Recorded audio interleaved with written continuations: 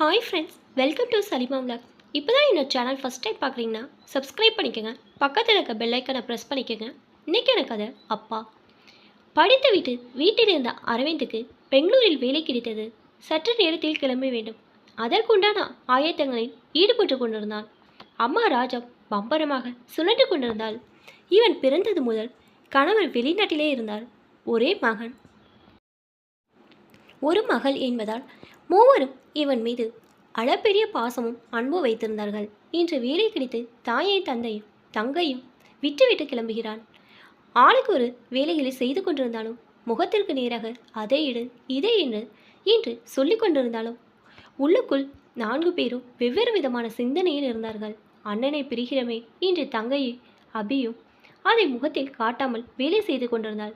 மகனை பிரிகிறோமே என்ற கவலையில் தாயும்.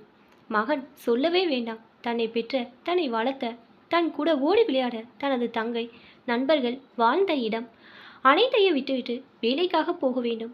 ஆனால் இதையெல்லாம் பார்த்து கொண்டு அமைதியாக அமர்ந்திருந்தார் தந்தை கணேசன். செய்தித்தாளை படிப்பது போல இருந்தாலும் பார்வை அனைத்தும் மனைவி மீதே இருந்தது. எப்போதும் தனது மனைவி, இடங்க என்ன வேணும் உங்களுக்கு, தண்ணி குடிக்கிறீங்களா, டீ வேணுமா என்று அடிக்கடி கேட்பாள். ஆண்டாள் இன்று தன்னை கண்டுக்க கூடவில்லை. காலையிலிருந்து கடுகடு என்று நிற்கிறாள், எரிந்து விழுகிறாள். தேநீர் கேட்பது கூட பயமாக இருக்கிறது. வேகமாக வந்த ராஜா இவர் மீது மகனின் 2-3 மேலாடைகளை போட்டுவிட்டு இதெல்லாம் அயன் பண்ணுங்க என்று கட்டளையிட்டார்.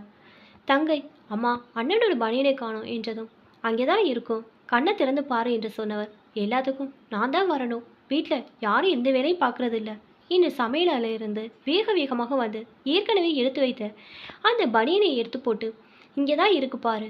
இதெல்லாம் ஓரக்கண்ணால் பார்த்து கொண்டு இருந்தார் தந்தை கணேசன். மனைவியின் அனைத்து செயல்பாடுகளையும் நன்றாக உணர்ந்தவர். ஒவ்வொரு செயலுக்கும் என்ன காரணம் என்பது அவருக்கு நன்றாகவே தெரியும். மனைவி கதகளி ஆடிக்கொண்டிருந்தார். கண்ணனி முகத்துக்கு நேராக வந்து நின்றான் ராஜா. உங்களுக்கு கொஞ்சம் கூட மகபாசம் இல்லையா?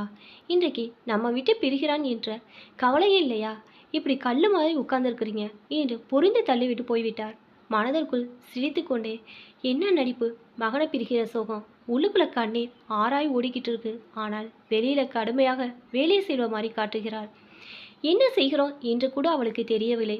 அங்கே இருக்கும் பொருட்களை இங்கே கொண்டு வந்து வைப்பதும், இங்கே இருக்கும் பொருட்களை அங்கே கொண்டு போய் வைப்பதுமாக செய்து கொண்டிருந்தாள். தன் நிலை மறந்து பாவம் தன் கைக்குள்ளே வைத்து வளர்ந்தவன் இன்றைக்கு தன்னை விட்டு பிரிய பொழுது அவளுக்கு மிகப்பெரிய வருத்தம் இருக்கும். அதை ஒரு தாயால் தான் உணர முடியும் என்று எண்ணிக்கொண்டு அடுக்கலைக்குள் போனார். அதுவரை கடுகடு என்று இருந்த ராஜா திடீரென்ற கணவனை கைகளை பிடித்து கொண்டு அழ ஆரம்பித்து விட்டார். என்னங்க, நான் என்ன செய்வேன்? என்னால் முடியவில்லை. என் மனது ஒத்துக்கொள்ளவில்லை. என் மகனை பிரிந்து என்னால் எப்படி சாப்பிட முடியும்? அவனுக்கு யார் சமைத்து தருவார்கள்? ஏன் அவன் போய் தான் ஆக வேண்டுமா? கணேசன் சொன்னார். அடி பைத்தியம், அவன் மீது நீ வைத்துள்ள அன்பு எனக்கு நன்றாகவே தெரியும். அவனுடைய பிரிவு உனக்கு எவ்வளோ வேதனையாக இருக்கும் என்பது எனக்கு தெரியும். ஆனால் நாம் பிள்ளை உயரத்துக்கு போக வேண்டும். தற்காலிகமாக நம்ம பிரிந்தால்தான் அவன் உயரத்தில் பறக்கும் ஊர்க்குருவியாக மாற முடியும் என்று மனைவியை தேற்றிவிட்டு, அரவிந்தன் வா, நேரமாகிவிட்டது என்று சத்தம் கொடுத்தார் கணேசன். பெட்டிகளை எடுத்துக்கொண்டு அரவிந்த் தாயிடமும் தங்கையிடமும் போய் வருகிறேன் என்று சொன்னபோது இதுவரை பரபரப்பாக இருந்த தாயும் தங்கையும் மௌனமாக உடைந்து சத்தமாக அழத் தொடங்கினார்கள். அரவிந்த் இருவரையும் பார்த்து, நான் சம்பாதிக்க தானே போகிறேன், கவலைப்படாதீங்க, விடுமுறை நாட்களில் வந்துதானே ஆக வேணும் என்று தேற்றினான். அப்பாவும் அவர்கள் மூவரையும் சமாதானப்படுத்தினார். அப்பாவும் மகனும் ஆட்டோவில் ஏறி பேருந்து நிற்கும் இடத்திற்கு சென்றார்கள். பெட்டிகளெல்லாம் வைத்துவிட்டு பேருந்தில் ஏறுவதற்காக முன்பாக அவன் தந்தை கணேசனை முகத்துக்கு நேராக பார்த்தான். அவன் தந்தையும் முகத்துக்கு நேராக பார்த்து பேசி பல நாட்கள் ஆகிவிட்டது. எப்பொழுதுமே தந்தை மீது ஒரு பயம் கலந்த மரியாதை அவனுக்கு. ஏதேனும் தேவை என்றாலும் அம்மாவிடம்தான் கேட்பான். அவர்தான் தந்தையிடம் பேசி வாங்கி தருவார். அவரும் பலமுறை ஏதாவது தேவை இருந்தாலும் என்னிடம் நேராக கேளு என்று சொல்லியிருந்தாள். ஆனால் ஏனோ இந்த நிமிடம் வரை நேரடியாக எதையும் அவன் கேட்டதில்லை. தந்தைக்கும் மகனுக்கு இடையில் ஒரு மரியாதை கலந்த இடைவெளி இருந்து கொண்டே இருந்தது. 2 பேரும் கலகலப்பாக கலந்து பேசியதே இல்லை. இப்போது நேருக்கு நேராக இருவரும் பேசிக்கொள்ளக்கூடிய சந்தர்ப்பம் கட்டாயமாக அமைந்தது. அப்பா, உங்களையெல்லாம் விட்டு பிரிவது எனக்கு வருத்தமாக இருந்தாலும் உங்களது சுமையை குறைக்க வேண்டும் என்ற எண்ணத்தில்தான் உங்களை பிரிந்து செல்கிறேன். அம்மாவையும் தங்கையும் பத்திரமாக பார்த்து கொள்ளுங்கள். உங்களது உடல்நிலையை கவனமாக பார்த்துக்கொள்ளுங்கள். இனி நான் இருக்கிறேன். நமது குடும்பத்தை நான் சுமப்பேன். எங்களுக்காக, குறிப்பாக எனக்காக நீங்கள் நிறையவே உழைத்து விட்டீர்கள். கவலைப்படாமல் ஓய்வு எடுங்கப்பா. இனி நான் பார்த்துக்கொள்கிறேன் என்றான். இதுவரை கம்பீரமாக தெரிந்த தனது தந்தை இப்பொழுது அவரது கண்களில் கண்ணீர் வழி காட்சியை முதல் முறையாக பார்க்கிறான். அந்த முகத்தை பார்ப்பதற்கு அவனால் முடியவில்லை. குனிந்து கொண்டான். பல கடுமையான சிரமமான சூழ்நிலை கூட தனது தந்தை அனைத்தையும் சமாளிக்கக்கூடியவராக இருந்தால், ஆனால் இப்படி கண்ணீர் வடித்து அவன் வாழ்க்கையில் பார்த்ததே இல்லை. அப்பா அவனை கட்டி அணைத்தார். போய் வா மகனே, உன் மீது அதிகமான பாசம் வைத்துள்ளேன். அதை போன்று நம்பிக்கையும் வைத்துள்ளேன். என்னில் பாதி நீ. கண்டிப்பாக என்னை போல்தான் நீ இருப்பாய். தோளில் இருந்த துண்டை எடுத்து அவர் கண்களை துடைத்து கொண்டார்.